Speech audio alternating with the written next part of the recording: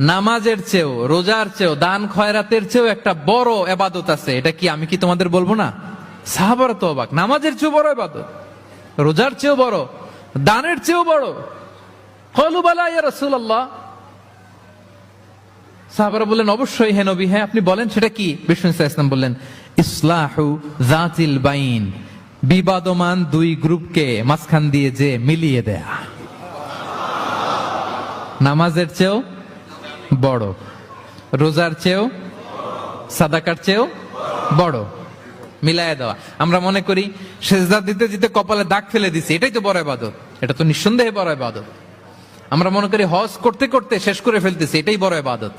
জিকির করতে করতে আমরা দিনরাত এক করে ফেলতেছি, এগুলো তো নিঃসন্দেহে ইবাদত।